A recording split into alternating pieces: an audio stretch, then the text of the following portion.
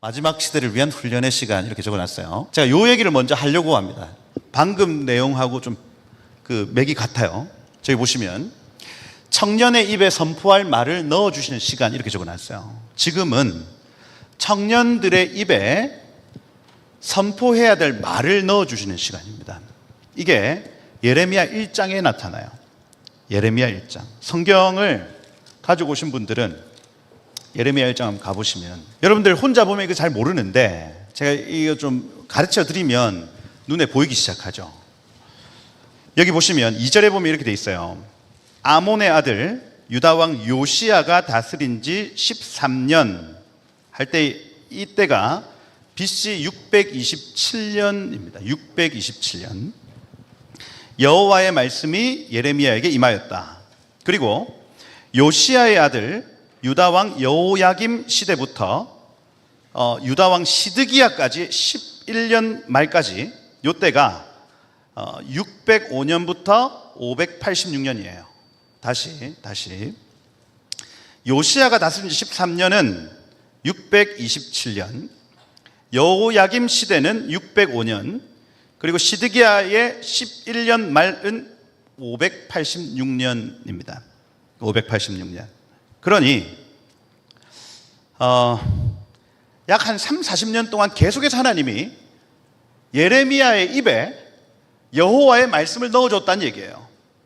이때 예레미야의 나이가 627년, BC 627년에 예레미야의 나이가 20살입니다. 20살. 그러니 여기 보시면 6절에 보시면 이래요. 주 여호와여 보소서 나는 아이라 말할 줄 알지 못하나이다, 이렇게 돼 있어요. 이거 그러면 진짜 이 예레미야가 애인가 보다 이렇게 이해할 수 있는데, 이때가 몇 살이라고요? 20살이라고. 20살. 요때 이 아이라는 이 단어가 나아르, 히브리어로 나아르 이렇게 되어 있습니다. 나아르 하면은 결혼해야 되는데 결혼하지 않은, 이런 표현입니다. 그럼 결혼 정년기에 결혼하지 않은 상태를 아이라고 표현하는 거예요. 그러면 오늘날의 아이의 어떤 그 범위는 20세부터 40세까지죠. 왜냐하면 결혼을 잘 안 해요, 요즘에. 이 나으르라는 이 단어가 시편 110편에 주의 권능의 날에 주의 백성들이 거룩한 옷을 입고 즐거워요. 주의 새벽 이슬 같은 주의 청년들이 주께 나온다 할 때 그 청년이라는 단어도 나아르 이렇게 되어 있습니다. 나아르. 그럼 무슨 얘기냐면 결혼을 해도 되는데 결혼하지 않은 상태를 청년 내지는 아이 이렇게 표현한다는 얘기예요. 근데 이 아이에게 하나님이 말을 넣어주시는데 어떤 말을 넣어주시냐면 여기 9절에 보면 이렇게 되어 있습니다. 여호와께서 그의 손을 내밀어 내 입에 대시며 여호와께서 내게 이르시되 보라 내가 내 말을 네 입에 두었노라. 원어로 하면 넣었노라 이렇게 되어 있어요. 넣었노라. 보라 내가 오늘 너를 여러 나라 왕국 위에 세워 네가 그것들을 뽑고 파괴하고 파멸하고 넘어뜨리고 건설하고 심게 하였느니라. 제가 이거 지금 왜 이렇게 계속 얘기하냐면 627년부터 605년까지는 이집트와 아수르의 전쟁기입니다. 그 무슨 얘기냐면 세계 패권 국가가 바뀐다고요. 이때 627년부터 605년까지 세계의 어떤 그 국제 정세가 바뀌는 시간이라고요. 605년부터 586년까지는 바벨론이라는 나라가 아수르를 무너뜨리는 시간입니다. 무슨 얘기냐면 지금 러시아, 우크라이나, 미국, 중국, 미국, 러시아 계속해서 뭔가 갈등이 일어나는 이런 시간하고 지금 예레미야가 겪는 이 시간하고 똑같아요. 패권 국가가 막 엎치락 뒤치락 하고 있는 시간이 627부터 586까지라고요. 이때 하나님이 어떤 일을 결정하시냐면 그 나이 많으신 선지자들한테 가서 그들에게 입에 말씀을 넣어주시는 것이 아니라 아이들에게 내지는 청년들에게 하나님의 말씀을 넣어주기 시작합니다. 근데 이들은 여태까지 그런 사역을 해본 적이 없어요. 나는 아이라서 말 못해요. 아니, 내가 내 말을 네 입에 넣어놓으라 말하기 시작해요. 그리고 네 입술을 통해서 내가 이 땅에 마땅히 뽑을 것들을 뽑고 심을 것들을 심겠다. 그 얘기입니다. 하나님이 오늘 여러분들에게 이 말씀을 레마로 주시는 거예요. 지금 이 시대를 누가 바꿔낼 수 있는가? 어떤 형식으로 바꿔낼 수 있는가? 여러분의 입술입니다. 여러분의 입에 하나님이 말을 넣어주기 시작하고, 기도할 때, 골방에서 기도할 때 하나님이 야, 선포해. 너 이 말을 지금 선포해. 막 입에 말을, 그 말을요 선포하기 시작해요. 말하기 시작합니다. 말이 우리 사람이 할 수 있는 영적 행위 중에 가장 탁월한 행위예요. 하나님이 이 일을 하신대. 하나님이 이렇게 말씀하셨어. 하나님이 네 삶을 책임지실 거야. 여러분들이 하는 모든 말들이 영적인 힘이 있어. 골방에서 부르짖는 얘기조차도 이루어지는 것을 보게 될 것입니다. 지금 트럼프가 온 세계를 다스리는 시간이 아니고요, 시진핑이 막 이 한반도를 막 주무르는 시간이 아니라, 지금은 청년들의 입술을 통해서 청년들이 어떤 말을 하느냐에 따라서 이 나라와 온 열방의 흥망성쇠가 결정납니다. 이거요. 그러니 여러분들이 이 막 예배가 이루어질 때, 그 다음 여러분들의 개인적인 기도의 시간에, 개인적인 묵상 시간에 계속해서 이거 지금 하나님이 나에게 하시는 말씀이네, 이거 지금 하나님 내 입술에 넣어주시는 말씀이네 하고 이걸 받아들이셔야 돼요. 저는 이런 경험 많습니다. 말이 땅에 떨어지지 않고 하나님이 들으신다. 우리 이거 전문 용어로 기도 응답이라 얘기를 해요. 기도 응답. 기도하면 기도한 대로 되어지는 거예요. 할렐루야. 그런 여러분들의 세대를 정의할 때에 저는 기도 응답의 세대입니다. 기도 응답의 세대. 한번 기도해 보세요, 여러분. 아, 주님 좋은 대학 가게 해주세요. 주님 저 좋은 직장 가, 요거 말고 하나님이 입에 넣어주시는 말이 있다고요. 그 말을 담아서 그대로 읊으면 됩니다. 그래서 기도는 따라해보세요. 복명복창. 이 군대에서 사용하는 용어입니다. 군대에서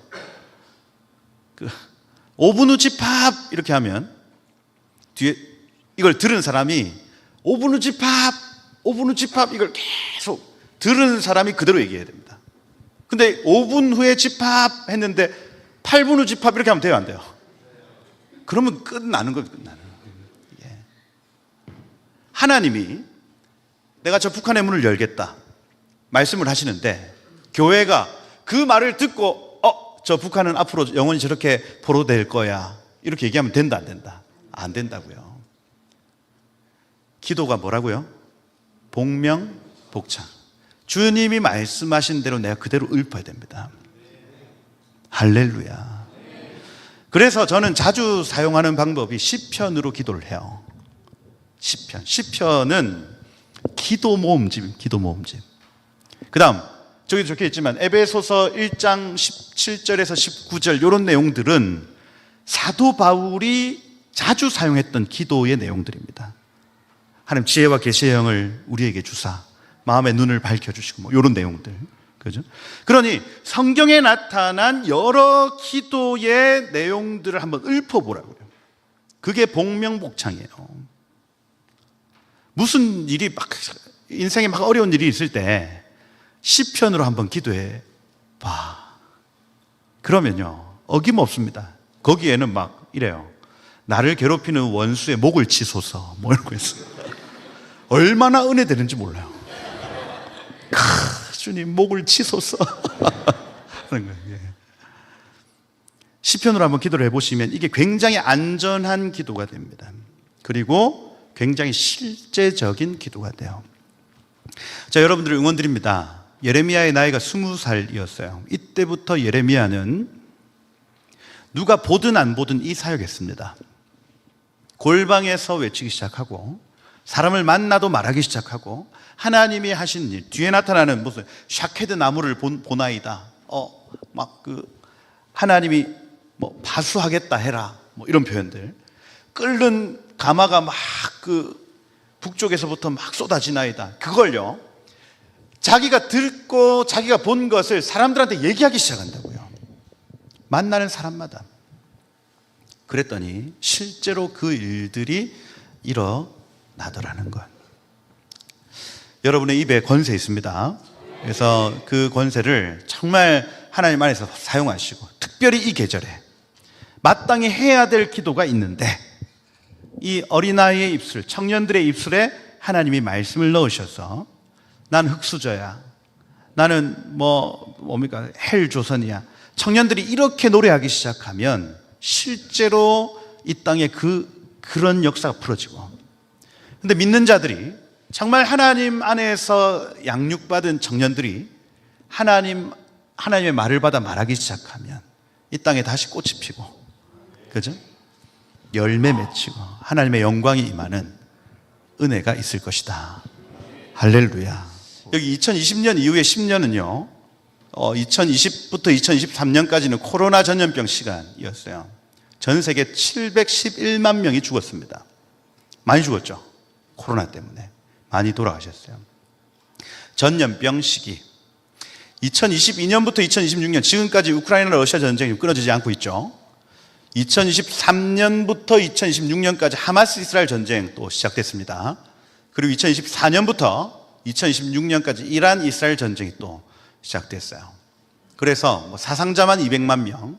저기 하마스 테러 같은 경우에는 이스라엘의 가장 큰 축제 기간, 절기 기간 마지막 날이었어요. 그러니 이제 가족들이 막 할아버지 집에 이렇게 방문하고 이런 때였는데, 그때 가자 지구에서 테러범들이 나와서 그 주변에 있는 키부츠를 다 확 싹쓸이합니다. 싹쓸이하면서 1,500명을 사살하는데, 하여튼 막 아이들 그 전자레인지에 막 돌려 죽이고 이랬어요. 3살배기 아이들 막 안에 넣고 막 이렇게 해버렸습니다. 그래서 굉장히 잔인하게 죽였기 때문에, 특별히 아이들을, 키부츠에 있는 아이들을. 그래서 지금까지 저 전쟁이 이어지고 있습니다. 이 이스라엘 같은 경우에는 이 전쟁이 끝을 봐야 된다, 우리가 계속 이렇게 피해볼 수 없다 하고 지금 끝까지 물고 늘어지고 있는 상황이고요. 보시면 전염병이 있고 전쟁이 있고, 그리고 여기 나타나지 않지만 기근이라는 어떤 경제 위기라는 어떤 이슈까지도 포함되면, 이것이 유례 없는, 20년이 정말 유례 없는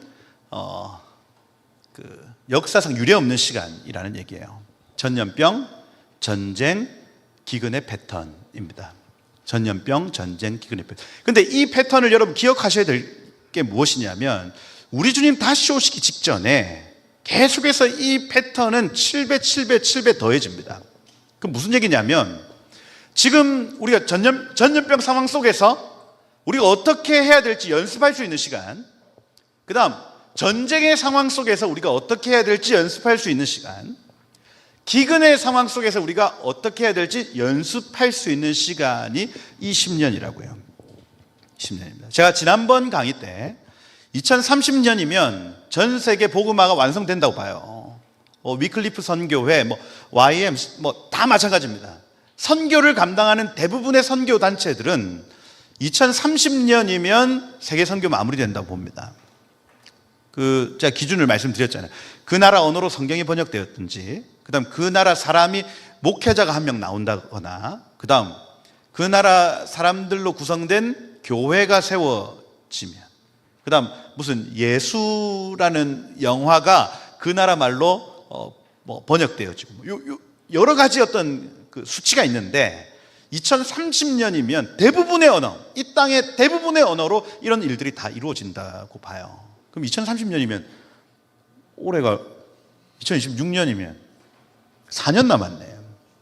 모든 민족들에게 복음이 전해지면 그제야 끝이 온다, 이렇게 말씀하신 마태복음 24장이 앞으로 4년 후면 이루어진다는 얘기입니다. 4년 후. 그게 공교롭게도 2030년이에요. 그러면 그때부터 마지막 때가 열린다. 제가 지난 시간에 마지막 때의 정의를 적 그리스도의 출현으로 봤어요. 언제가 마지막 때냐? 적그리스도의 출현입니다. 적그리스도 누구라고 했어요? 기억납니까? 적그리스도 뭐 하는 사람이라고 했어요? 이 예배를 드리게 했다가 멈추게 하는 사람이라고 했죠. 근데 이 예배는 우리 예배입니까? 우리가 드리는 이 예배를 드리게 해줬다가 멈추게 하는 겁니까? 예배는 어떤 예배입니까? 동물 제사라고 했잖아요. 그래서 제3성전, 유대인들이 제사를 드릴 수 있도록 허용해 주는 사람이라고 했습니다. 그 사람이 적그리스도예요. 그리고 7년 동안 해라 하고 열어줬다가 7년의 절반에 이것을 무르는 사람이 적그리스도라 했습니다. 근데 이게 한 사람이 아닐 가능성이 크고 어떤 정치 집단일 수 있다 했죠. 이렇게. 기억나죠? 그러면 2030년이면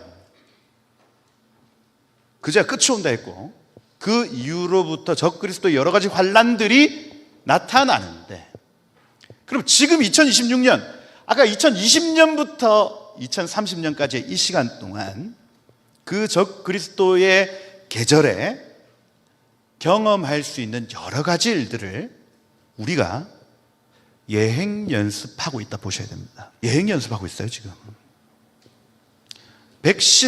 백신 여러분 666 표예요? 표다. 표 아닙니다. 아니에요. 그런데 그 시스템을 보는 겁니다. 시스템. 백신을 안 맞으면 백화점에 들어갈 수 있다 없다? 못 들어가요. 저는 백신을 안 맞았어요. 실제로 12월 중순에 제가 서울에 일이 있어가지고 올라갔다가 근데 한 2시간 일찍 왔어. 부산에서. 갈 데가 없어요. 영등포에 내려가지고. 영등포 백화점 들어가려고 하니까 그 증명서 내놓으래. 없는데요. 안 된대요. 서점에 안 된대요. 식당에 안 된대요. 그래서 길거리를, 그때가 영하 12도, 길거리를 배회하면서 성냥팔이 소녀처럼 그렇게 했던 기억이 있습니다. 무슨 얘기냐면 이 666표 같은 경우에는 매매와 관련되어 있기 때문에 우리가 이마트 가고 우리가 롯데백화점 가고 이걸 못한다는 얘기거든요. 근데 백신과 같은 어떤 시스템을 가지고 그렇게 할 수도 있다는 겁니다. 있어요. 그러면 예행 연습이죠. 그때 우리가 한번 연습을 해본 거예요. 적그리스도가 나타나면 이럴 수도 있겠네 하고 예행 연습을 하는 겁니다.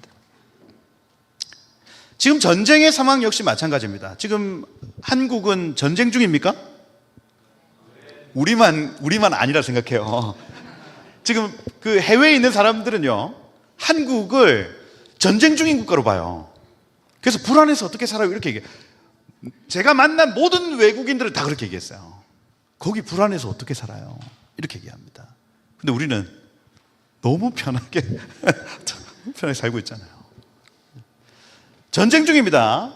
전쟁 중. 지금 북한에 있는 모든 한 8만 5천 개인가의 그 자주포가 서울 쪽으로 다 돼 있어요. 이미 그 조준이 다 되어 있습니다.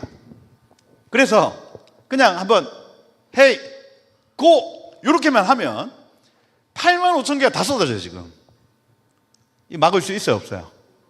못 막습니다. 다. 지금 하나님이 은혜를 주셔서 지금 우리가 이렇게 하고 있지. 제가 미친 척하고 야 고 하면 끝난다고. 전쟁의 패턴, 여러분 우크라이나 러시아 전쟁에서 그 북한 군인들이 막 포로로 잡히고 이런 거 여러분 보셨어요? 다큐멘터리. 그 막 폭탄이 터지고 막 이렇게 해서 막 상처 입은 그 장면을 보는데요. 제가 그 안에 있었으면 얼마나 힘들고 비참할까가 막 그 느껴지는 거예요. 전쟁 중에. 군대를 안 갔다 오신 분들은 별로 감정이입이 안 되잖아. 야, 전쟁이 나면 안 되겠다는 생각이 절로 듭니다. 그죠?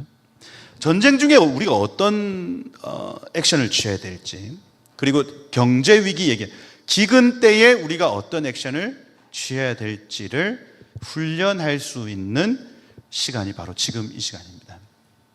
근데 이게 성경에 다 나와 있어요. 성경에. 레위기 26장에 보시면 이렇게 되어 있습니다. 레위기 26장에 여기 3절에 보시면 이렇게 되어 있어요. 너희가 내 규례와 계명을 지키면 비를 주겠다. 나무가 열매 맺게 하겠다. 너희의 타작이 포도 딸 때까지 미치고 포도 따는 것은 파종할 때까지 미치고 너희가 음식으로 배부르고 너희 땅에 안전히 거하리라. 평안을 줄 것이다. 이렇게 해놨습니다. 이 내용을 살펴보면 1절, 3절부터 13절까지의 내용이 첫 번째는 경제적 축복, 두 번째는 건강의 축복, 세 번째는 화평의 축복, 세 가지예요. 다시 레위기 26장 초두에 나타나는 말씀을 지키면 주시는 세 가지 축복이 있는데, 하나는 경제적인 축복, 하나는 건강의 축복, 다른 하나는 화평의 축복입니다. 이 나라가, 대한민국이 본래 못 사던 나라였는데 하나님의 말씀대로 살겠다고 결정했더니 경제적 축복이 왔어요. 이 나라 평균 수명이 50세가 채 안 됐는데 지금 하나님의 뜻대로 살겠습니다 얘기했더니 이 나라에 건강의 축복이 왔어요. 우리나라보다 건강보험 잘 돼 있는 나라 없습니다. 인정? 네, 정말 좋은 나라 살고 있어요. 그죠? 건강의 축복이 있다고요. 이 나라 본래 5년에 한 번씩 전쟁이 있던 나라였습니다. 그런데 주의 말씀대로 살겠습니다라고 결정을 했더니 이 나라에 평화의 축복이 왔어요. 그래서 본래 여러분들은 5년에 한 번씩 여자분들은 포로로 잡혀가고 남자분들은 군대에서 죽었어야 됐어요. 잘 못 산다고요. 근데 우리가 70년이 넘도록 전쟁을 겪지 않고 있습니다.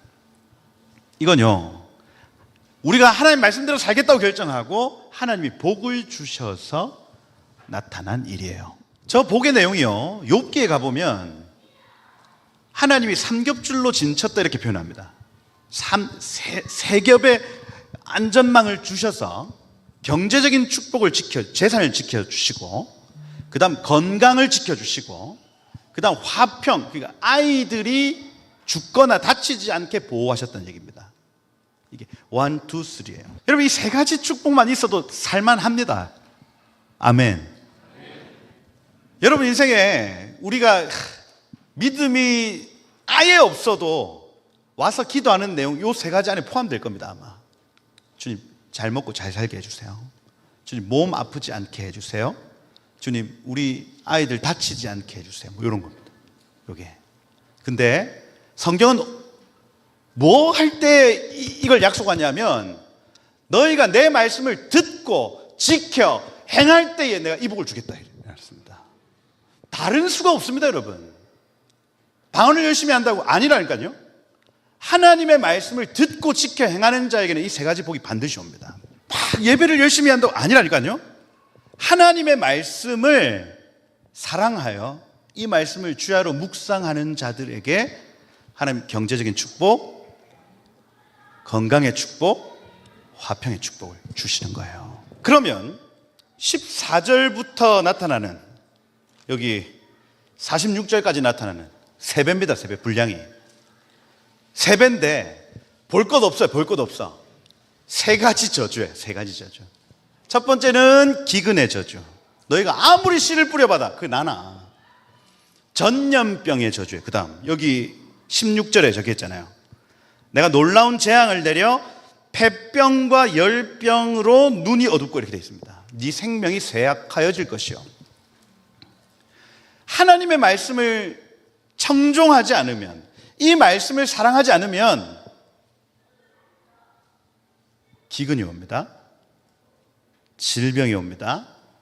그리고 전쟁과 포로가 옵니다. 이거예요. 어김없습니다, 여러분. 깔끔하죠? 깔끔합니다. 그럼 우리 어떻게 살면 되냐면 하나님의 말씀을 사랑하며 살면 됩니다. 이걸 가까이 두고 마르고 닳도록 막 소리내어 읊조리고 읽고, 이 내용이 무슨 내용일까요? 막 밤낮 상고하고 이렇게 막 하다 보면 이게 어느 순간 내 사상이 돼요. 마지막 때 이기는 자는 이렇게 사는 사람입니다. 말씀으로 내 삶의 기준을 삼아 이것이 변치 않는 진리임을 믿고 어떤 유혹과 방해가 와도 타협하지 않는 사람. 핵심 이슈는 이겁니다. 전염병, 전쟁, 기근. 요겁니다. 근데 이 패턴이에요. 이 패턴이 요한계시록 6장에 똑같이 나타난다고요. 요한계시록 6장. 요한계시록 좀 공부해 보셨어요, 여러분? 요한계시록은 이 사도 요한이 이 낮에는 막 노가다 하다가 밤에 하나님이 늘 찾아오시는 거예요. 그 채석장 가가지고 막 돌 캐고, 할아버지 86세입니다, 여러분. 86세 할아버지가 가서 막 돌 캐고 밤에 잠만 자려고 딱 하면 하나님 쓱 찾아오셔가지고 종아 이리로 올라오라 막 이렇게 한단 말이에요. 그러면서 깨워서 보여주시는 장면들이 앞으로 일어날 적 그리스도의 세대에 어떤 일이 일어나는지를 쫙 풀어줍니다. 그 중에 핵심이 요한계시록 6장이에요. 요한계시록 6장. 거기에 7개의 인을 뗍니다. 들어보셨어요? 7개의 인을 하나, 두루마리를 이렇게 탁 드신 분이 4장에 보면 나와요. 딱 들었어. 근데 이걸 받을 사람이 없어가지고 사도 요한이 막 웁니다. 저거를 감당할 사람이 없구나. 그런데 어린 양 대신 예수께서 그걸 탁 취하셔가지고 요 인을 하나씩 딱 떼는 거예요. 하나. 첫 번째 인을 뗐더니 막 흰말이 나와가지고 막 화살 들고 막 싸우고 이기려고 하더라. 뭐 이런. 그게 적 그리스도라고 보는 분들이 있고 예수님으로 보는 분들이 있고. 그래서 복음의 어떤 시작을 알리는 첫 번째 인이 딱 떼졌더니 복음이 시작됐다 하시는 분들이 있어요. 복음이 시작됐다. 그래서 한번 이겼고, 예수께서 십자가 달려 돌아가셔서 한번 이겼고, 그리고 예수께서 재림하실 때 또 이기려고 하더라. 요렇게 본다고요. 그리고 이걸 또 적 그리스도로 해석하시는 분들이 있기 때문에 요거는 둘 다 알아놔야 돼요. 적 그리스도로 해석한다 하면은 흰말을 타고 예수님 흉내 내면서 이제 사람들이 핍박할 준비가 됐다 이겁니다. 그거. 그러고 두 번째 인을 딱 뗐더니 붉은 말이 나오는 거예요. 붉은 말이 나오더라. 그 탄자가 허락을 받아 땅에서 아까 화평을 제하여 버리고 이렇게 되어 있습니다. 화평을 제하여 버리고 서로 죽이게 하고 큰 칼을 받았더라 이렇게 적혀 있죠. 이게 전쟁의 소식, 전쟁의 선포입니다. 적 그리스도가 나타나면 전쟁이 일어난다는 얘기겠죠. 전쟁이 일어난다.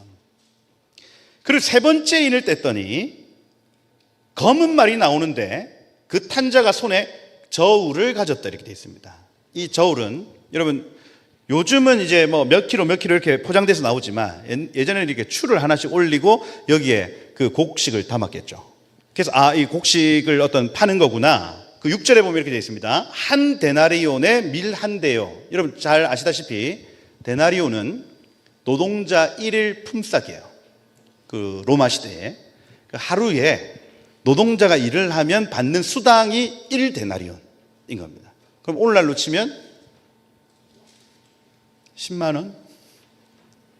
10만 원 칩시다. 10만 너무 많나?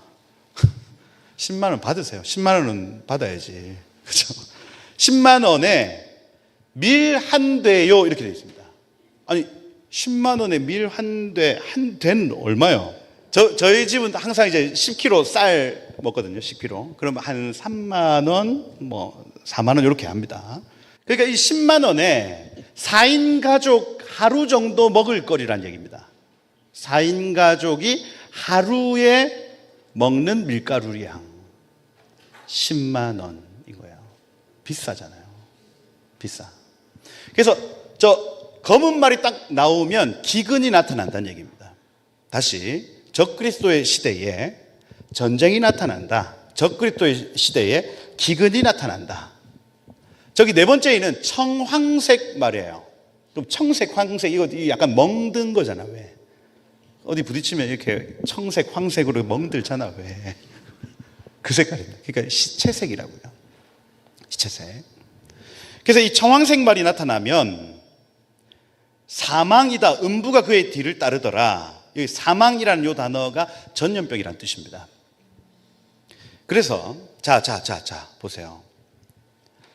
요한계시록 6장에 나타나는 적그리스도 시대에 전쟁이 나타난다, 기근이 나타난다, 전염병이 나타난다.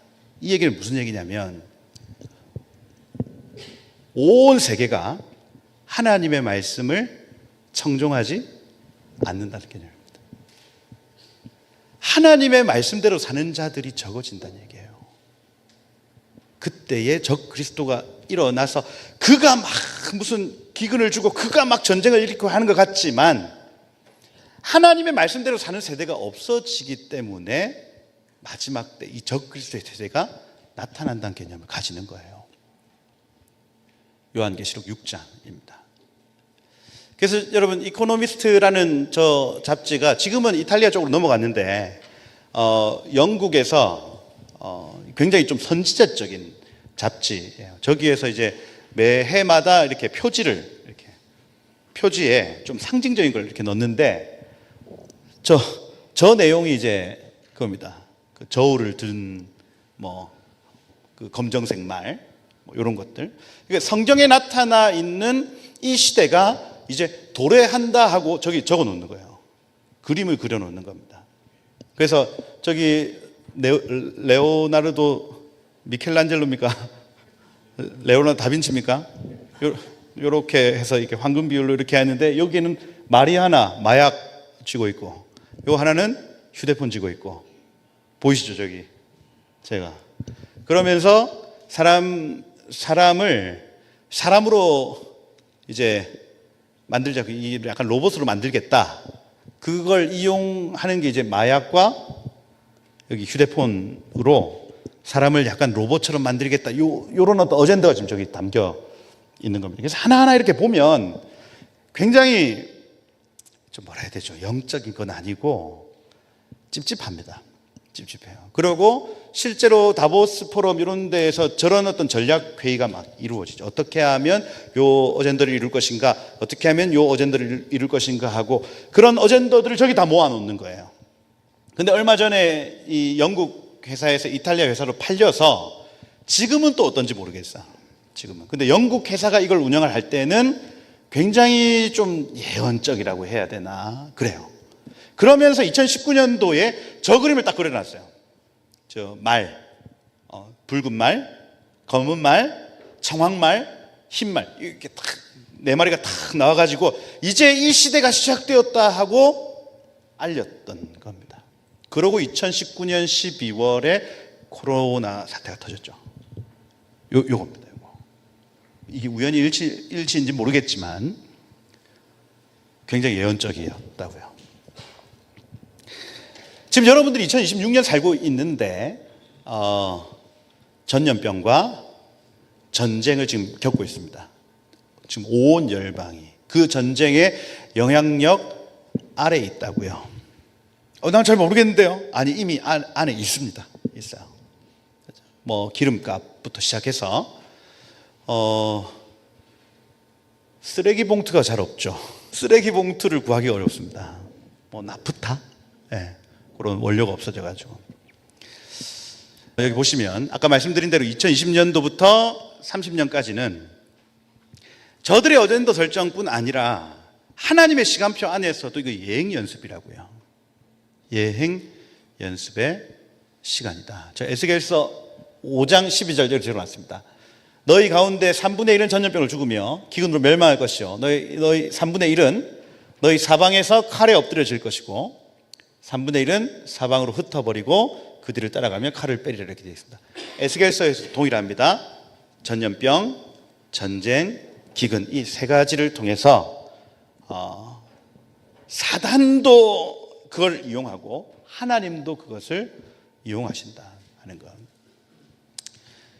코로나 시간 여러분 한번 생각해 보시면 3개월 만에 전 세계 국경 봉쇄했습니다. 3개월 만에. 그러니 저때 그 글로벌리스트들이 실험했던 게 뭐냐면 그 이전까지는 국가적 통제는 가능했어요. 근데 글로벌 통제는 할 수 있는가에 대해서 저때 어마어마한 실험들을 하게 됩니다. 글로벌 전체를 통제할 수 있는가에 대한 실험이었어요. 저들도 실험을 하고 우리도 적그리스도의 시대에 이런 통제가 있을 수 있다고 인식을 하면 저항하죠. 그래서 우리가 이 2020부터 2030까지의 이 시간이 예행 연습이다라고 인지하는 순간부터 사람들이 저항한다고요. 저항을 한번 해보셔야 된다고요. 이게 지금 왜냐하면 장차 적그리스도가 나타났을 때 똑같은 양상이 펼쳐질 것이기 때문입니다. 그럼 지금 하는 이 선택이 연장선으로 갈 가능성이 커요. 이겁니다. 백신 666 편이 아닙니다. 아니에요. 그런데 이동의 자유를 막습니다. 집회의 자유를 막습니다. 이 집회 자유 안에 예배의 자유가 포함되어 있죠. 그렇죠? 행복 추구권, 내가 뭐 먹고 싶다고 먹을 수 없고요. 그렇죠? 그러니까 헌법에 나타난 내지는 전 세계 사람들이 함께 공유한 자유의 가치에 대해서 제한할 수 있는 방법이 무엇이 있을까? 머리를 막 돌려봤더니 가장 좋은 게 전염병이에요. 가장 좋은 게. 그럼 앞으로 이것을 활용할 가능성이 큽니다.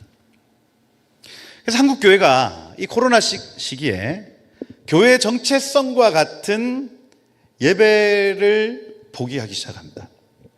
예배를 포기해요. 이게 흑사병 당시에 그 이후에 전염병에도 그렇고 루터 이런 사람들이 목사님들이 움직여서라도 예배를 강행해야 된다 이렇게 얘기해요. 무슨 얘기냐면 목사들은 사역을 하다 죽어라 이겁니다. 그래서 집을 방문을 해가지고 딴 사람들은 다 격리를 해도 목사들은 움직여서 거기서 예배를 드려줘라 이렇게 얘기를 합니다. 그 무슨 얘기냐? 예배를 포기하지 마라 이거예요. 예배를 포기하지 마라. 아니 목사들이야 주를 위해 내 생명을 건다 얘기한 사람 목사님 우리 그렇잖아요, 그죠? 내 인생 뭐 한 몸 바치리라, 그죠? 그래서 너희의 목숨을 걸더라도 예배를 포기하지 마라 이거였어요.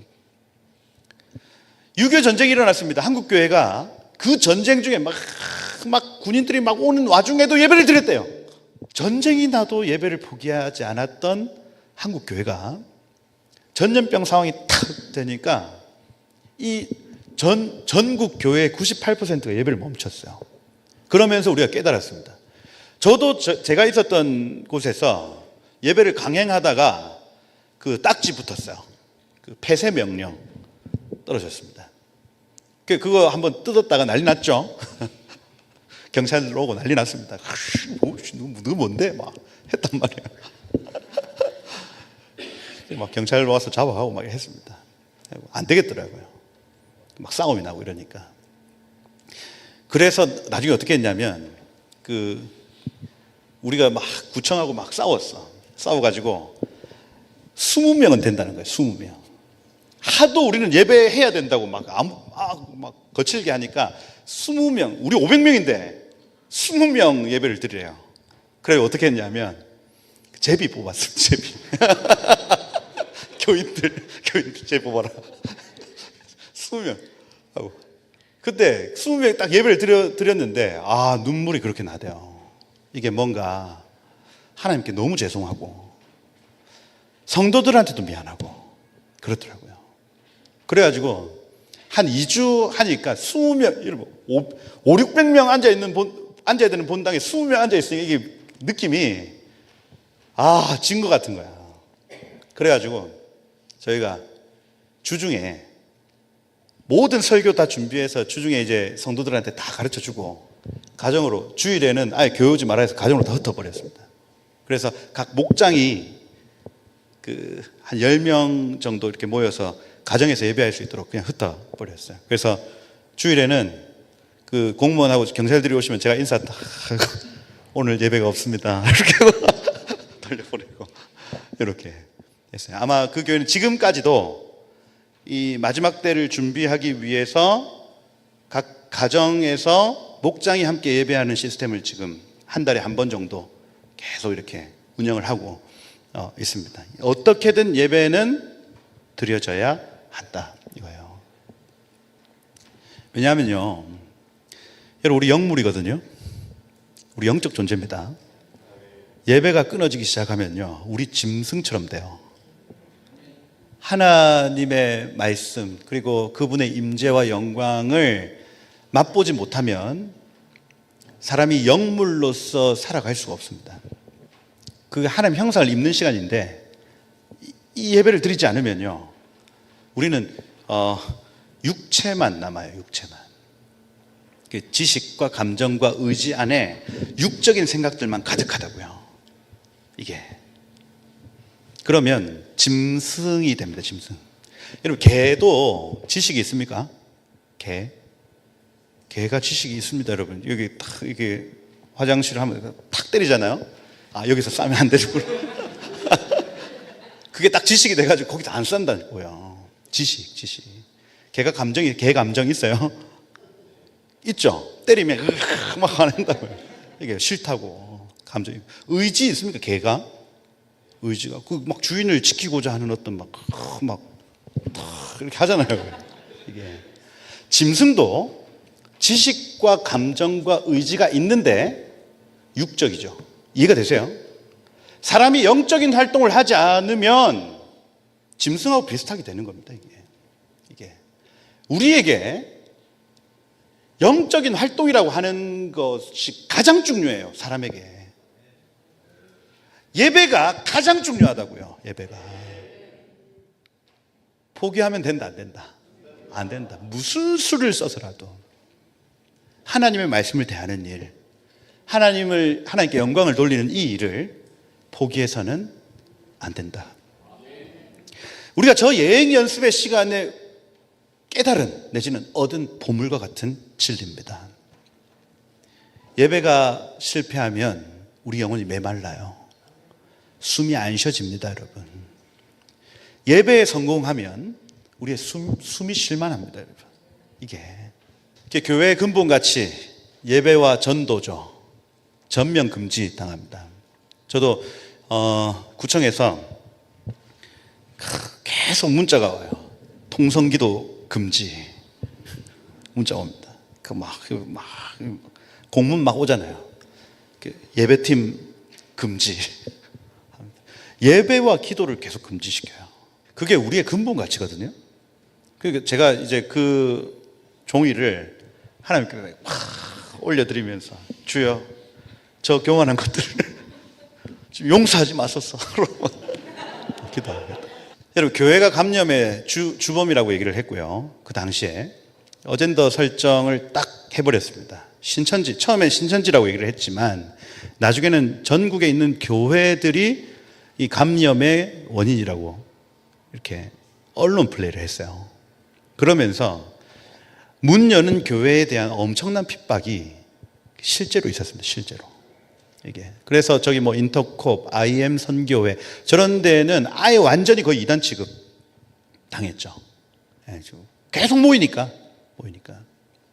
그러면서 우리가 알 수 있었던 겁니다. 아, 국가 권력에 의해서 예배가 멈춰질 수 있겠구나.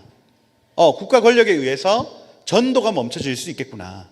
국가 권력에 의해서 선교가 멈춰질 수 있겠구나. 우리가 본 거예요. 그리고 정부 권한의 범위, 그 다음에 개인의 자유를 얼마나 구속할 수 있는지에 대해서도 이렇게 연습했던 시간이었습니다. 왜냐하면 저게 적그리스도 시기에 저런 형태로 이루어질 것입니다. 상식적으로. 교회가 상식적으로 생각을 해야지. 우리는 상식적으로 생각하는 사람들이 아니고 진리대로 생각하는 사람들이에요.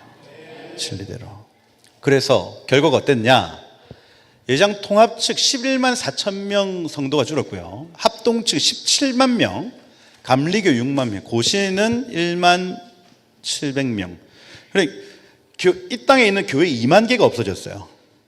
저 코로나 시기에 교회 2만 개가 사라지고 교인들이 줄어들기 시작하는데 한 30만 명 줄었다고 봐요. 결과가 그렇습니다. 결과가. 그리고 저렇게 떠난 성도들은 다시는 돌아오지 않습니다. 그냥 이 영물로서의 어떤 삶을 포기하고 가는 거예요. 세상으로. 결과였습니다.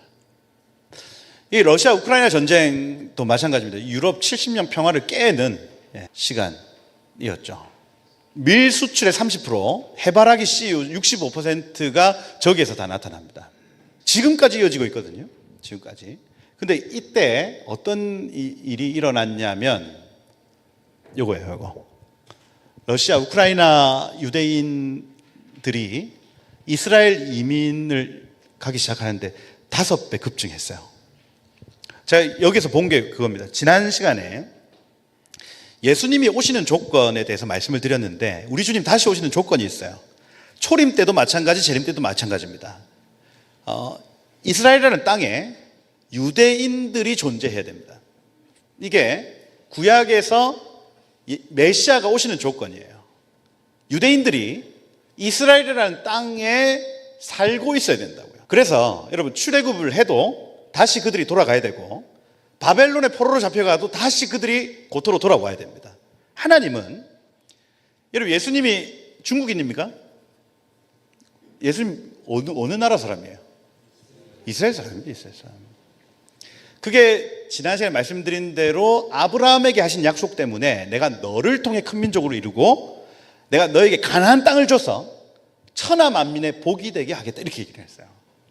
그래서 이 큰 민족의 이 개념 안에 메시아가 그 민족에 나온다는 얘기예요. 이 가나안 땅이라는 이 얘기 안에 메시아가 그 땅에 온다는 얘기예요. 그러면 유대인이라는 이 민족이 가나안 땅에 있어야만 초림하시고 유대인이라는 민족이 가나안 땅에 있어야만 재림하신다고요. 근데 2000년 동안 유대인이 흩어져 디아스포라 이렇게 흩어졌어요. 나라가 없습니다. 근데 1948년도에 이스라엘 건국되면서 사람들이 돌아오기 시작하는데 많이 안 돌아와요. 러시아 우크라이나 전쟁이 났는데요. 유대인들이 러시아에 많이 살고 있습니다. 우크라이나 지역.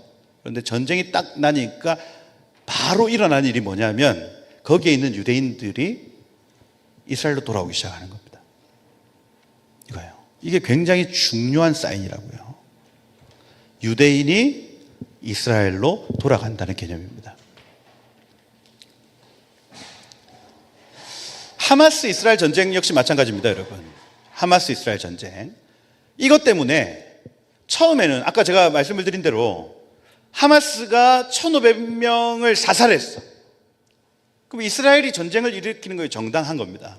그런데 점점 가면 갈수록 언론, 그 다음에 하버드, 콜롬비아 대학교에서 어떻게 하냐면 저 팔레스타인 사람들을 또 괴롭혀. 이렇게 계속해서 하는 겁니다.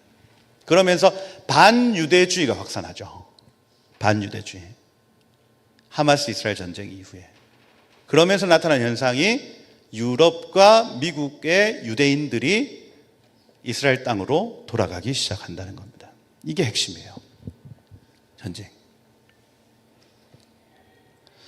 그래서 2024년도에 이 전쟁이 일어난 직후에 4만 5천 명의 유대인이 미국에서 알리야를 합니다. 미국에서. 그래 프랑스에서 유대인들이 프랑스는 너무 이 반유대주의가 심해가지고 유대인 할머니를 육중에 던졌어요. 할머니를 프랑스 사람들이. 그러니까 이 유대인이라는 이게 싫은 거야. 싫은 거야. 그러니까 이 지금 유럽에서 잘 살고 있는 사람들이 어디가 제일 안전할까? 전 세계에서 지금 어디가 제일 안전할까라고 생각할 때 거기밖에 없는 거예요. 거긴 전쟁이 일어나는데 이스라엘로 돌아가야 되겠다 하고 지금 돌아오고 있습니다. 이게 우연이 아니라 지금 전염병 상황 속에서 뉴욕의 브루클린에 있는 유대인들이 코로나를 퍼뜨린데 막 핍박합니다. 돌아가는 거예요. 전염병. 전쟁이 일어났어요. 유대인들 팔레스타인인들 괴롭혀하고 막 핍박합니다. 돌아가는 겁니다. 이게 하나님의 시간 안에서 이루어지는 일들이에요. 특별히 젊은 세대들이 귀환하고 있다 하는 것. 저번에 말씀드린 대로 에스겔 36장은 이스라엘 땅의 회복이었고 에스겔 37장은 유대인들의 회복이라고 말씀드렸습니다. 그래서 땅이 회복될 것이다. 너희가 기도해야 이 일이 이루어진다. 그죠? 그리고 땅이 회복되었더니 마른 뼈에 생기가 불어넣어서 극히 큰 군대가 되었더라. 이런 내용들. 그죠? 그러고 38장에 넘어가면 곡과 마곡 전쟁이 나타나는 거 아니에요. 적그리스도의 등장. 그리고 40장부터 천년왕국이 시작된다 이겁니다. 이게 에스겔서에 나타난 타임라인이죠. 땅의 회복, 유대인의 회복, 그리고 마지막 전쟁, 천년왕국 이렇게 이어진다 하는 거예요. 이게 핵심입니다. 유대인들 왜 돌아가야 되냐면 그때 유대에 있는 자들은 산으로 도망할지어다 해놨잖아요. 우리 마태복음 24장에 여러분 우리 예수 믿는다고 우리 핍박 받을 것 같지만 마지막 때 적그리스도에게 아니라 유대인들에 대한 핍박입니다. 유대인들에 대한 핍박. 그러면 예수 믿는 사람들 중에 유대인들을 사랑하는 사람들이 있고 유대인들을 미워하는 사람들이 있어요. 이게 로마서에 나타나고 에베소서에 나타납니다. 그래서 이 먼저 은혜를 받은 자들, 그러니까 이 장자 이스라엘을 품는 이방인들이 있고 장자 이스라엘을 버리는 이방인들이 있다고요. 지금 딱 전 세계 교회가 지금 이렇게 형성되어 있습니다. 유대에 있는 자들, 특별히 유대인들이 적그리스도가 나타나면 엄청난 핍박을 받을 겁니다. 그때에 그들과 함께 핍박을 받는 교회가 있어요. 그게 이방인 교회입니다. 이방인 교회. 그들과 같이 울겠다, 그들과 함께 웃겠다고 결정하면 같이 핍박을 받아요. 제가 지금 계속 예행 연습이라고 말씀을 드렸습니다. 지금 일어나는 모든 일들은 다 예행 연습이에요. 그죠? 그러면 한국 교회가 유대인들이 저렇게 핍박받을 때 같이 막 욕을 한다고 하는 건 나중에 적그리스도의 시대에도 욕을 할 가능성이 큽니다. 그때도. 왜냐하면 분위기가 똑같을 거거든요. 제가 이 얘기를 좀 장황하게 하는 이유는 뭐냐면 오늘 우리가 하는 이 결정이 장차 할 결정에 영향을 미친다는 얘기예요. 에이 666표 아니야. 아이 무슨 이스라엘이야. 아니, 성경에 기록된 대로 될 것입니다. 지금 이게 당장의 눈앞에 있는 이 지금 결정해야 될 이 일이 진짜가 아니라 할지라도 오늘 지금 내가 하는 이 결정은 연장선이에요. 연장선. 우리가 유대인들과 함께 핍박을 받겠다고 결정하면 여러분 지금 반유대주의라고 하는 이 이슈는요, 대한민국에서 이스라엘 좋아하세요? 이스라엘 싫어하세요? 이렇게 물으면 56%가 싫어한다 얘기한답니다. 한국 사람들. 그럼 거기에서 나는 이스라엘 좋아해요, 나는 이스라엘 축복해요, 이렇게 하는 게 이상한 사람 된다고요. 근데 말씀을 읽는 사람들, 에베소서, 로마서, 말씀을 읽는 사람들은 유대인들을 축복합니다. 저들은 먼저 말씀을 알았고, 저들은 먼저 하나님을 알았고, 저들은 먼저 하나님을 예배하는 방법을 알았던 사람들. 저들 때문에 우리가 하나님을 알았고, 저들이 기록을 남겨서 우리가 말씀을 읽었고, 저들이 우리에게 가르쳐줘서 우리가 하나님을 섬길 수 있었다. 이거예요. 예. 인간적으로 막 이뻐서 아니라니까요. 저들 때문에 우리가 받은 은혜가 있다는 겁니다. 이거요. 지금 우리는 예행 연습의 시간을 살고 있습니다. 오늘 여러분이 하는 이 결정, 내가 이스라엘 편에 설 것이냐? 아니면 이스라엘 핍박하는 편에 설 것이냐? 지금 대한민국 정부의 선택은 어떨까요, 여러분? 대한민국 정부의 선택은 아슬아슬하죠. 이게 막 네타냐후를 체포해야 된다 이렇게까지 얘기합니다. 한국에 들어오면 체포하겠다고 얘기를 했어요. 이거는 거의 선전포고입니다. 싸우자 하는 거예요. 싸우자. 아슬아슬합니다. 여기 이란 이스라엘 전쟁 마찬가지죠.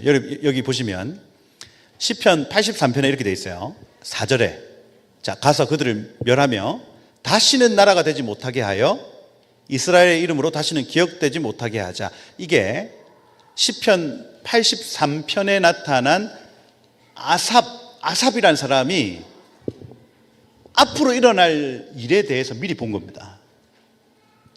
이 깊은 하나님의 임재 속에서 하나님 뭔가 가르쳐 주셨는데 그걸 노래로 만들었어요. 근데 아랍 국가들이 저 얘기를 한다고 적어 놓은 거예요. 다시는 나라가 되지 못하게 하여 이스라엘 이름으로 기억되지 못하게 하자. 그리고 6절 7절에 에돔, 이스마엘, 모압, 이게 다 요르단이 요르단, 하갈, 그발, 암몬, 레바논 이런 데입니다. 그다음 블레셋, 아말렉, 팔레스타인이고요. 두로, 아스루, 요 시리아 연합하여 롯 자손의 도움이 되었나이다. 그러니까 예멘, 이란까지. 그래서 이란 이스라엘 전쟁을 시편 83편 전쟁이라고 얘기를 하는데 이렇게 하는 거예요. 이렇게 여기 이스라엘을 지도에서 없애버려야 한다 하고 이란 대통령이 2005년도부터 계속 얘기를 했습니다. 이란이라는 국가의 존재 목적은 이스라엘이라는 나라를 없애는 거예요. 지구상에서. 그죠? 그러니 지금 일어나는 전쟁이 그냥 일어나는 전쟁이 아니라 굉장히 오래전부터 이란은 이스라엘을 지도상에서 없애는 정체성인 거예요. 그게 지금까지 차근차근 준비돼 왔다가 이제 핵 기술이 이제 완전히 완성되는 단계였습니다. 그걸 이제 막으려고 하는 전쟁인 거예요. 핵심은 그겁니다. 유대인이 가나안 땅에 있으면 안 돼 해요. 다시 유대인이 가나안 땅에 있으면 안 돼. 유대인이 가나안 땅에 있으면 어떻게 됩니까? 우리 주님 다시 오신다고요. 그러면 사단의 입장에서는 이거 막아야 됩니다. 우리가 지금 일어나는 전쟁 뒤에 역사하는 영이 무엇인지를 봐야 한다고요. 봐야 한다. 이란 이스라엘 전쟁은 그런 의미가 있습니다. 그래서 지난 시간에 보여드린 거예요. 아랍 전쟁이 있은 다음 에스겔 38장 곡과 마곡의 전쟁이 이루어진 데 있습니다. 그래서 저기는 러시아, 터키, 이란이 포함되어 있다는 얘기. 그래서 지금 이란 이스라엘 전쟁은 2026년 마무리될지 안 될지 모르겠지만 이게 마무리가 되면 러시아까지, 터키까지 포함된 전쟁이 한 번 더 있을 겁니다. 있다. 그게 곡과 마곡의 전쟁이에요. 그러고 적그리스도가 나타나는 시점에 아마겟돈 전쟁이 있을 것인데 이것은 열국과 이스라엘의 전쟁입니다. 열국과 이스라엘. 그래서 참전하는 국가들만 봐도 저게 시편 83편 전쟁인지 아니면 에스겔 38장의 전쟁인지를 알 수가 있는 거예요. 스가랴 12장의 전쟁인지. 그리고 열방과 이스라엘 전쟁에서 이스라엘이 불리해집니다. 수세에 몰려요. 그때 스가랴 12장에 보면 그들이 찌른바 그를 볼 것이며 메시아, 예수가 메시아이십니다 하고 고백하기 시작합니다. 열방이 압박할 때 예수님 우리를 도와주세요. 호산나 다윗의 자손유를 구원해 주세요 하고 외치기 시작하면 주님이 그때 구름 타고 하늘로부터 내려오셔서 감람산에 내려오셔서 재림하신다는 얘기예요. 그게 구속사의 타임라인입니다. 지금 2026년도 여러분들이 지금 살고 있는 이때가 저 시편 83편이 지금 계속해서 이루어지고 있는 시간. 우리 주님 오시면 천년왕국 이루시고 막판에 2차 국가 마국 전쟁 한 번 더 있습니다. 그래서 다스림을 받는 자들한테 막 사단이 가서 다시 미혹했다가 한 방에 끝나는 전쟁이 한 번 더 있고 백보자 심판이 마지막에 딱 이루어져서 알곡은 곡간에 갈아지는 불못에 빠지는 마지막 분리가 나타나죠. 지금 저 혼자 떠들고 잘 이해가 돼요? 이렇게 그려주는 사람이 잘 없다고.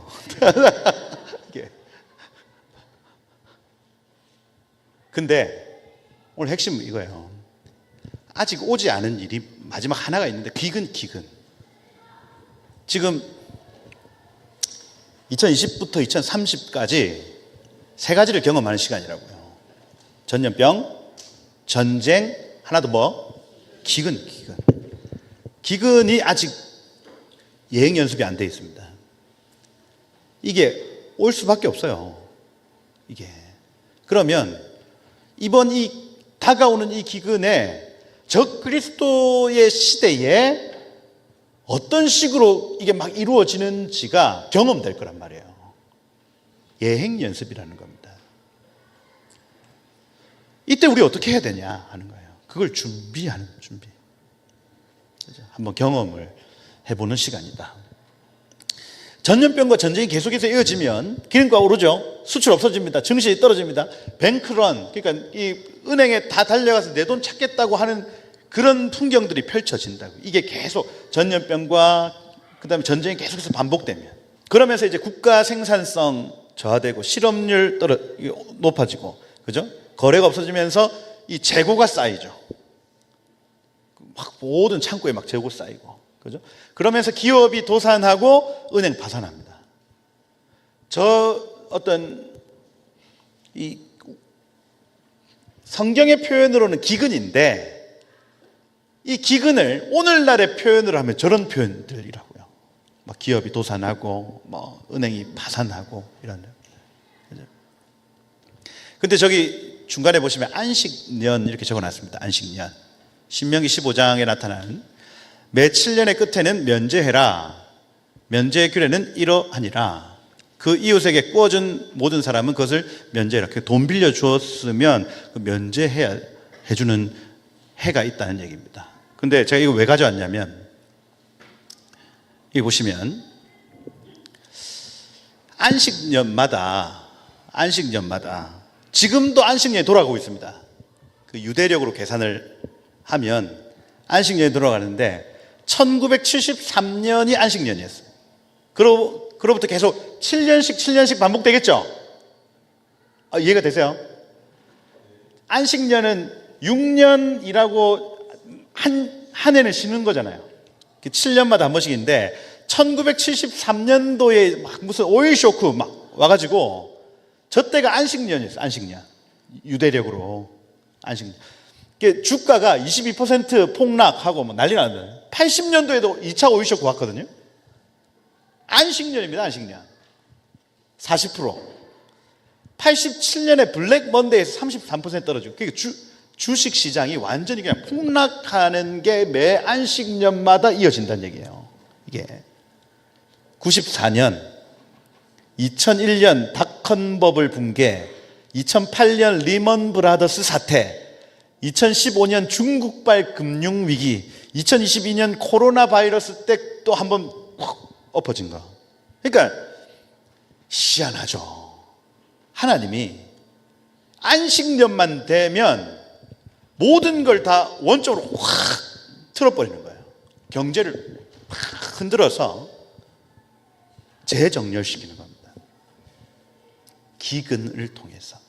그게 2022, 2023 이후로 2029, 2030, 2029, 2030 이제 다가올 안식년이 2028년 9월부터 2029년 9월까지입니다. 이 한 해 동안이 안식년이에요. 유대력으로. 경제위기다. 이때 주로 어떤 나라들을 하나님 흔드시냐면, 첫 번째 케이스가 이겁니다. 심판이 있어야 할 만큼 여호와의 길을 무시하는 나라가 흔들려요. 저기는 한번 손봐야 된다. 하나님의 하나님의 말씀을 아예 무시하는 나라. 안식년이 나타납니다. 두 번째 그룹은 일찍이 하나님은 알았으나 그에게서 돌아선 나라의 안식년이 와요. 원점으로 돌아간다. 원점으로. 그리고 세 번째 보시면, 정부 수립 초기부터 하나님의 말씀으로 세워지고 하나님의 영광을 위해 구별된 나라는 안식년마다 흔들립니다. 이게 뭔가 찝찝하죠. 대한민국이 일본은 잘 모르겠는데 3번 보시면 정부 수립 초기부터 하나님의 말씀으로 이 나라가 세워졌다. 이게 부인할 수 없는 사실입니다. 미국도 마찬가지거든요. 미국이라는 이 나라가 만들어질 때에 예배 때문에 만들어진 나라 아니에요. 그 청교도를 핍박받고 예배하고 싶어가지고 예배의 자유, 예배의 자유, 나 예배하고 싶어. 넘어온 거 아닙니까? 그러니 그들의 어떤 그 헌법 그 정신 안에 그 예배라고 하는 개념은 그 국가 정체성이에요. 예배할 수 있는 자유라는 이 개념은 미국의 정체성입니다. 그러니까 하나님의 말씀으로 지어진 나라. 이스라엘, 미국, 영국, 한국 이런 나라들은 안식년마다 원점으로 돌려보내요. 원점으로. 그럼 자, 이 정보를 제가 여러분들한테 드리는 이유는 뭐냐? 돈 벌으라고. 요때 한번 막 세게 흔들리니까 일단 그 현금 딱 모아가지고 딱 하고 있다가 달러를 일단 바꿔놔. 그래서 확 흔들리면 팔아서 딱 하면 돼. 이거예요. 물론 뭐 좋은 기회입니다. 좋은 기회인데 그게 아니라 하나님이 이거면 되고 결국 뒤에 있나? 이거 결과예요. 그 나라를 겸비하게 하고 교만과 영광의 대상을 무너뜨린다는 개념입니다. 우리가 먹고 살기 위해 생존을 위해 사는 사람들이 아니라 생명을 위해 사는 사람들이 많이 들어보셨잖아요. 입에 풀칠하기 위해서 내가 어떻게든 많은 것을 가지기 위해서 내가 일하는 것이 아니라 주의 그 영원한 생명을 위하여 영원한 나라를 위해 나 사는 존재다. 한 나라를 겸비하게 하는 거예요. 겸비하게. 만약에 이 나라에 이 대한민국에 경제 위기가 온다. 슬프겠죠. 힘들겠죠. 그런데 그 일을 통해서 나라를 겸비하게 하고 마땅히 교만과 영광에 대해 내가 영광이다 생각하는 그 대상을 바꾸게 하는 역할을 한다.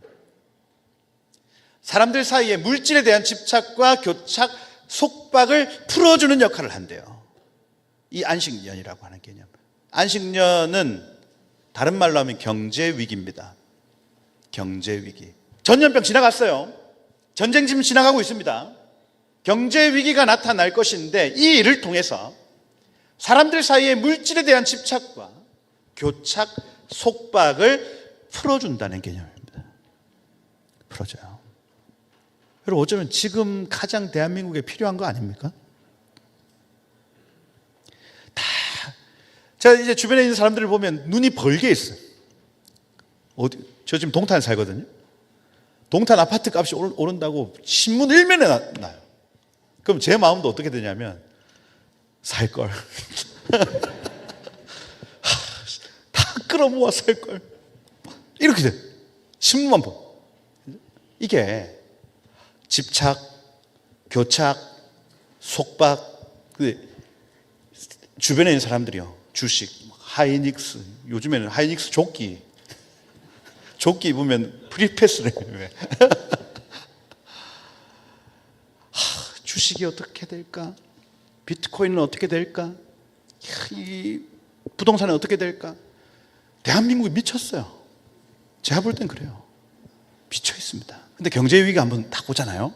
그럼 어떻게 되냐면 그 모든 집착과 교착과 속박에서 벗어나기 시작해요. 그게 전부가 아니구나. 벗어납니다. 그래서 세속에서 해방되어 새로운 방향성으로 나아간다는 겁니다. 나는 이 땅의 사람이 아니구나. 나는 저 하늘에 속한 사람이구나. 나는 육의 사람이 아니구나. 나는 영의 사람이구나. 한번 착 흔들리면요. 내 정체성이 이거구나. 그러면서 큰 부흥과 회복이 일어나기 시작합니다. 이거요. 여기 미국 대학교 마크만 봐도 그래요. 다트머스 대학교는 저 그림 자체가 저 학교가 광야에서 외치는 소리의 정체성입니다. 저 그림 자체가. 그러니까 시골에 있다는 얘기죠. 시골에서 내가 광야에서 외치는 소리고. 베리타스, 진리 아니에요, 진리. 헬라어로 베리타스, 라틴어입니까? 진리인데 본래 저 맨 밑에 있는 책이 뒤집어져 있잖아요. 본래는 저게 아니에요. 본래는 뒤집어 놨어요. 하나는. 그래서 우리가 공부는 하지만 모든 걸 다 알 수는 없습니다 하고 저 맨 밑에 있는 책은 뒤집어 놨어요. 본래.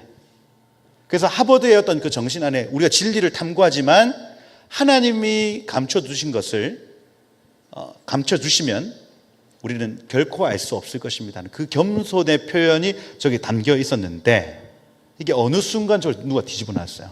누군지도 안 밝힙니다. 저거 못된 놈들 아니에요. 못된 놈들. 그러니까 진리라는 이 정체성을 가지고 하버드가 만들어졌다. 저 예일대학교 같은 경우는 저 히브리어로 우림과 툼밈 적어놨어요. 우림과 툼밈은 뭐예요? 요 안에 있는 돌들 아니 돌들. 우르 하면은 빛이라는 뜻이고 툼밈 하면 완전하다라는 뜻인데 그래서 흰 돌 검은 돌 많이 넣어놨잖아요. 그래가지고 다윗이 막 무슨 전쟁이 일어나면 우림과 툼밈을 가져와라 하잖아요. 그럼 가져오면 막 흔들면 그 중에 막 12개의 돌 중에 하나 툭 튀어나옵니다. 이게 그러면 흰 돌이 나왔다 가자 하는 거예요. 검정 돌이 나왔다 멈추는 겁니다. 이게 제비뽑기예요. 제비뽑기. 무슨 얘기냐면 무슨 일에든 하나님께 묻고 행한다는 겁니다. 이게 그게 예일대학교의 핵심이에요. 이게. 근데 저 대학교에 가보면 저는 저 예일대학교 앞에 가서 사람이 사람 때리는 거 정말 오랜만에 봤습니다. 흑인이 그래가지고 백인을 확 때리는데 우리 애들도 다 있는데 길거리에 폭력 사태가 그래가지고 애들이 처음 봤어요. 사람이 사람 때리는 거야. 그 주변에 마리아나 냄새가 막 가득한 거예요. 가득하고 하버드도 더합니다. 막 그 무지개 깃발에 마리아나 냄새 가득하고요. 그런 정신은 온데간데 없으니 미국이 안식년마다 흔들리지. 안식년마다. 근데 그 흔들리는 중에 언약 백성들이 주께로 돌아오고 다시 미국 교회가 각성하는 일들이 7년에 한 번씩 나타나는 거예요. 이게 한국 볼까요? 한국 서울대학교 베리타스 룩스메아 하면 빛과 진리라는 뜻입니다. 빛과 진리. 이거 우리 용어 아니에요. 저거 서울대가 아니라 교회 용어입니다. 저거 본래는 저런 정신으로 학문하겠다는 빛과 진리. 우리 빛과 진리. 연세대학교도 저기 성경책하고 횃불 그려놨죠. 그죠? 이화여대 같은 경우에도 이화 하면은 돕는 배필이라는 뜻입니다. 그러니까 이 나라의 어떤 그 정체성도 우리 하나님 앞에서 살겠습니다 하는 정체성이에요, 이게. 대한민국도 이 나라가 세워질 때부터 하나님을 위해 살겠다고 결정한 나라라고요, 여러분. 앞으로의 3년입니다, 여러분. 앞으로의 2026년부터 2029년까지의 이 시간이 전쟁이 언제 마무리될지 모르겠어요. 지금 저는 2026년까지라고 봅니다. 왜냐하면 전염병이 3년, 그리고 전쟁이 3년, 그리고 기근이 3년. 저 이렇게 봐요. 그래서 지금 막 이란과 이스라엘의 전쟁이 지금 마무리되니만이 러시아 우크라이나 전쟁이 마무리되니만이 지금 계속 그 작업을 지금 하고 있는 거거든요. 그 이후에 어떤 경제적인 영역 안에서 흔들림이 있을 수 있다는 것. 그때 아까 말씀을 드린 대로 우리 마음 안에 있는 이 물질에 대한 집착과 속박, 나를 돌아보고 나는 혹시 매여 있지 않은지를 돌아보고 세속에서 해방되어 새로운 방향성으로 나아가게 되는 은혜 있기를 축복합니다. 앞으로의 3년이에요. 왜 하나님 전염병과 기근을 허락하시냐, 전쟁을 허락하시냐? 회개의 시간인 겁니다. 회개의 시간. 여기 보시면 베드로전서 끝났어요. 하나님의 집에서 심판을 시작할 때가 되었으니 만일 우리에게 먼저 하면 하나님의 복음을 순종하지 않은 자들의 마지막이 어떠하겠느냐. 먼저는 우리에게 돌아볼 시간을 주시는 겁니다. 전염병, 기근, 전쟁, 우리의 삶을 돌아보게 하신다. 두 번째, 이스라엘 백성들이 고토로 돌아가는 시간이죠. 아까 말씀드린 대로 전염병 시즌에는 그 전염병을 이 사람들이 일으켰다 해가지고 이 사람들이 고토로 돌아갑니다. 전쟁의 시간에 이 반유대주의가 막 일어나면서 그 사람들이 고토로 돌아갑니다. 그럼 전쟁이 멈출 수 있는 키가 어디에 있냐면 돌아가야 될 자들이 그 자리로 돌아가야 되는 거예요. 그 사람들이 다 돌아가면 전쟁은 종료됩니다. 이거요. 하나님이 이스라엘 백성들을 가나안 땅으로 돌려보내시는 시간이기 때문에 지금 이 전쟁도 전염병도 기근도 나타나겠네 이거예요. 기도하셔야 되겠죠. 이스라엘 사람들이 유대인들이 저 약속의 땅을 사모함으로 돌아가게 해 주십시오. 제가 지금 이거 괜히 이런 얘기 하는 게 아닙니다. 전 지금 성경 전체를 다 봤을 때 이게 굉장히 중요한 주제라서 여러분들에게 말씀을 드리는 거예요. 그 역대하를 봐도 그렇고 모든 성경 안에 유대인들이 가나안 땅으로 돌아가는 것이 주제입니다. 주제. 마치 우리가 새하늘과 새 땅으로 돌아가는 것이 성경 전체의 주제이듯이 유대인들이 고토로 돌아가는 것이 엄청난 영적인 일이라고요. 기도하셔야 된다고요. 전쟁 때문에 고통 겪습니까? 전염병 때문에 고통 겪습니까? 이거 해결할 수 있는 키가 어디에 있냐? 저 유대인들이 돌아가는 데 있다고요. 경제 위기 때문에 여러분 힘들죠? 만약에 경제 위기가 딱 됐다. 힘들잖아요. 우리의 기도가 어떻게 돼야 되냐면 유대인들이 고토로 돌아가게 해주십시오. 열쇠는 거기에 있습니다. 열쇠는. 마지막. 예행 연습의 시간이다. 그죠? 이런 일이 되기를 시작하거든 일어나 머리를 들라 너희 속량이 가까웠느니라 이렇게 되어 있습니다. 이 비슷한 일이 적 그리스도의 시간에 똑같이 이어질 겁니다. 앞으로 3년 동안 기근이 나타난다면 이 비슷한 일이 적 그리스도가 왔을 때 똑같이 나타난다고요. 그러면 우리가 오늘 하는 이 선택이 나를 위한 선택인지 주를 위한 선택인지를 결정하셔야 됩니다. 아멘. 그게 장차 저 적 그리스도가 통치할 때에 나의 선택과 연결되어 있다는 것. 승리하시길 축복해요. 네, 승리하셔야 된다. 그래서 우리가 해야 될 일, 첫 번째, 유대인들 축복하고 그들과 함께 웃고 울어야 하겠다. 아멘. 네, 두 번째, 예행 연습의 시간이기 때문에 환난과 핍박을 두려워하지 않겠다. 가난도 여러분 두려워하지 마십시오. 저기 지나가다 보이는 참새도 하나님 먹이십니다. 우리가 참새보다 귀한 사람들이죠. 그리고 우리가 해야 될 일, 회개의 시간으로 삼으셔야 하겠다.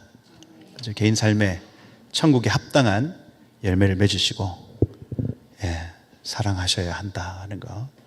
그래서 제가 좋아하는 표현이 당장 내일 주님 오셔도 부끄럽지 않을 오늘을 사셔야 하겠다는 거예요.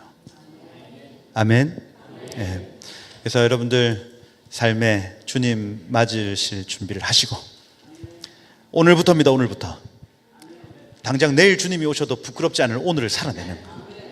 그래서 그 돈 빌린 거 빨리 갚고 속상하게 한 거 미안하다 하고 당장 내일 주님이 오셔도 부끄럽지 않을 오늘을 살아내시다가 주님을 맞이하시는 여러분 되시기를 예수님 축복드립니다. 한번 기도하고 마치겠습니다. 저와 같은 사람의 역할은 그거 준비시키는 겁니다. 성도들이 우리 주님 오시겠다고 약속하셨고 이 약속은 반드시 이루어질 것인데 제가 여러분들에게 뭐 어떤 경제적인 지식을 줘서 여러분들 돈 벌게 하는 것도 뭐 좋은 일이고, 그죠? 부동산 그 찌라시 착 줘가지고 이거 여기 투자하시면 됩니다. 뭐 얼마나 좋아요. 그죠? 그런데 우리 주님 다시 오시고 저는 그걸 준비시켜야 되는 사람입니다. 우리 주님 다시 오실 때 우리 각 사람이 칭찬받는 자리로 나아가는 것, 그게 제가 해야 되는 역할인 거예요. 여러분, 그거 분명한 사실, 우리 주님 다시 오십니다. 이건 약속에 신실하신 하나님, 그 여호와라 이름하시는 그 하나님이 직접 약속하신 거예요. 다시 오겠다. 이 시간 한번 기도할 때에 하나님 우리 한 사람 한 사람 제가 준비되기를 원합니다. 아버지, 내 눈에 많이 세상이 돌아가는 여러 가지 일들이 보이고, 돈을 어떻게 벌고, 내가 어떤 음식을 먹고, 어떤 집에 살고, 그것이 어쩌면 내 마음에 가득 차 주님 다시 오시는 그 일은 조금 뒷전이었던 내 마음, 주님, 이걸 솔직하게 고백합니다. 하나님, 이제 오늘 이 밤에 다시 한번 내 마음의 모든 이 껍질을 벗기고, 하나님, 쌓여있던 이 누룩과 같은 것들 제하여 버리고, 아멘. 주님 앞으로 나아가오니, 주님 순전한 마음으로 주를 섬기겠사오니, 아멘. 주님 오셔서 내 마음에 주님 당신의 진리로 가득 채워주시고, 아멘. 주님 그렇게 하루하루 하나님의 진리 안에서, 성령 안에서 동행하다가 주님 맞이하는 우리를 되게 해 주옵소서 하고, 하나님, 여러 가지 징조들이 있을 때에 하나님, 내가 그것을 보길 원하오니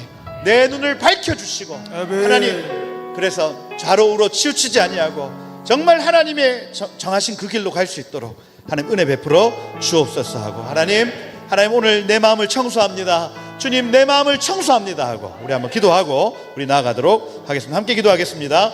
너희는 스스로 조심해라. 그렇지 않으면 방탕함과 술 취함과 생활의 염려로 마음이 둔하여지고 뜻밖의 그날이 덫과 같이 너희에게 임하리라. 이날은 온 지구상에 거하는 모든 사람에게 임하리라. 이러므로 너희는 장차 올 이 모든 일을 능히 피하고 인자 앞에 서도록 항상 기도하며 깨어 있으라. 이렇게 되어 있습니다.